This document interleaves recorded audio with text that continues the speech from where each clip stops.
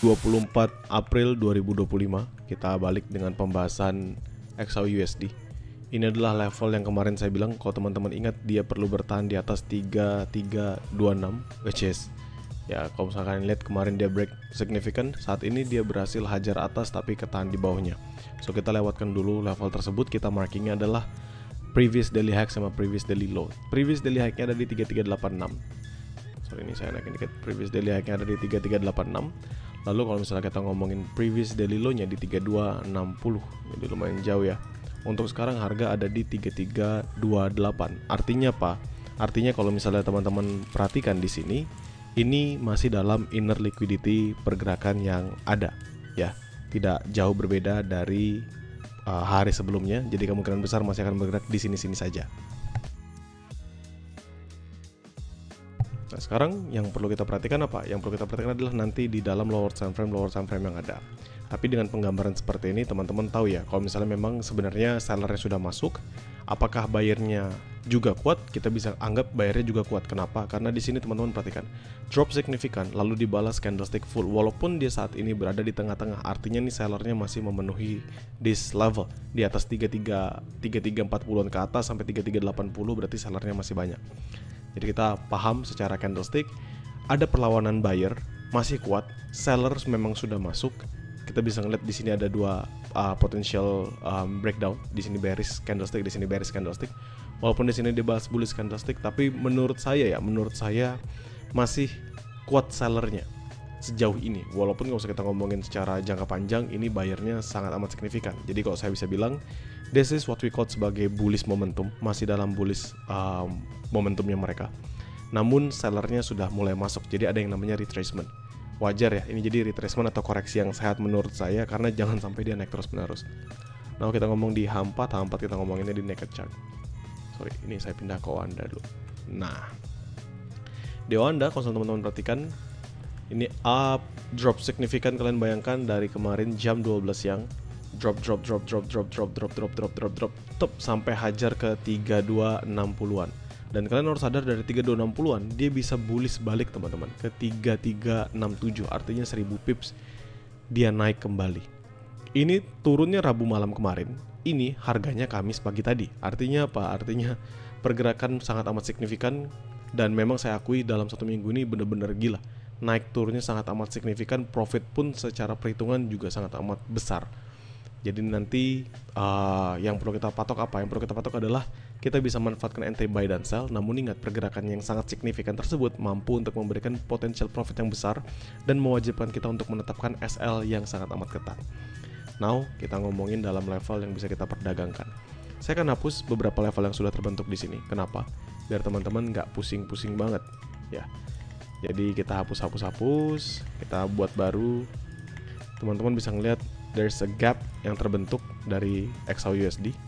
Ya, ketika pembukaan tadi dia loncat, kalau misalnya kita basically ngomong dari sini, which is di sini ada order block. Ini order blocknya lebar teman-teman, 3298 3277 ya.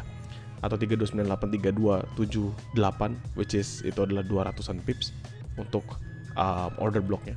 Dan di sini ada gap yang kebentuk. Untuk gapnya sendiri, if we take from this level itu di 3304, berarti kalau misalnya kita tarik ke bawah ada di 3300. Nih gapnya yang kebentuk ya. Kenapa kita perlu untuk melihat gap ini? Karena potensial dia nutup gapnya terbuka lebar. Itu pun kalau dia nutup. Kalau dia nggak nutup gimana ya? It doesn't matter. Nah sekarang kita akan pakai Fibonacci retracement.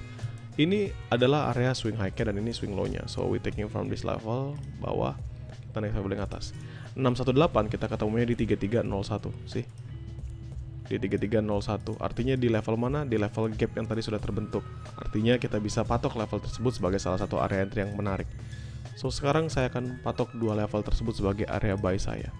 3301, sorry 3298, 3299 lah. 3299. Nah, begini. Ini satu, saya ambil, sorry saya ambil setengahnya dulu, saya ambil kiri kanannya, baru kita turunkan ke 79. 79 akan ada di 3283, 3285. Nah, so this is two level yang menurut saya menarik kalau misalnya dia drop kembali untuk makan buy di sana. Ya, dua level yang menurut saya menarik, dan ini adalah buy high risk-nya saya. Jadi kalau misalnya kalian bertanya-tanya itu level apa, maka jawaban saya adalah ini adalah dua zona buy high risk-nya saya. 3301, 3299, 3285, 3283. Untuk yang 3269, 3267 ini saya bisa hapus terlebih dahulu karena itu adalah level kemarin yang saya patok juga. Kenapa dipatok? Karena this is actually there's an base yang nahan waktu sebelum dia berhasil momentum kembali untuk bullish, dan ketika dia berhasil bertahan on that level di sini juga sama. Jadi sebenarnya nanti kalau misalnya dia drop kembali ke bawah itu bisa saya patok at least di 3266 untuk entry level selanjutnya. Untuk sekarang berarti dua zona buy hari saya 3301, 3299, 3285, 3283. Selama 3301 tidak di breakout dia 1 dan 3285 tidak di breakout dia 1. Untuk 3266 ini saya patok dulu aja, nanti saya akan marking zonanya setelah ada pergerakan yang lebih signifikan di dalam market. Untuk sell di mana? Nah, sebenarnya sell ini ada beberapa level. Pertama ini kemarin sudah saya buatkan. Ya 3402, 3400 menarik kenapa? Karena there's actually a level here yang mampu mempertahankan dia untuk tidak lebih tinggi atau tidak lebih besar kenaikannya. Nextnya adalah within this one. Ini 3377, 3380. Ini kalau saya buletin aja, ini harusnya 3378. Ya, jadi ini kan 337757 ya. Jadi saya buletin 3378 karena sama aja ujung-ujungnya. Nah, dan 3380. Lalu ini teman-teman, level ini, level yang menarik itu adalah level ini. Kenapa saya bilang level yang menarik adalah level ini?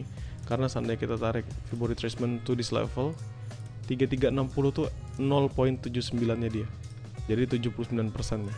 Jadi menurut saya itu menjadi salah satu level yang akan saya patok sebagai salah satu area entry seandainya nanti dia masuk kembali.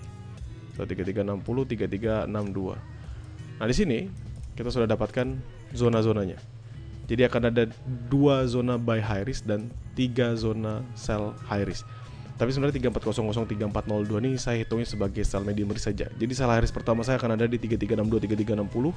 Selama 3360 nggak di breakout dia 1, 3378, 3380. Selama 3378 tidak di breakout dia 1. Normal.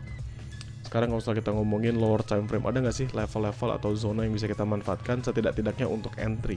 Ini M5 kalian bisa perhatikan di sini running bullish, ketahan baru dia bullish 2 kali. So we call it as supply zone. Previously it is a supply zone. Karena kalau teman-teman perhatikan ke belakang, dia nggak berhasil breakout berkali-kali kan. 1 di sini, 2 di sini, dia retest ketiga akhirnya berhasil breakout. So kalau misalnya kita buletin, this is adalah 3377. Teman-teman lihat 3377 sampai sini ada di 33. Ini kan panjang sebenarnya teman-teman sampai 3329. Tapi at least 3377, 3335 ini adalah level yang harus dia break balik, paham nggak? Karena kan sebelumnya di sini adalah resistant, which is sekarang sudah berubah.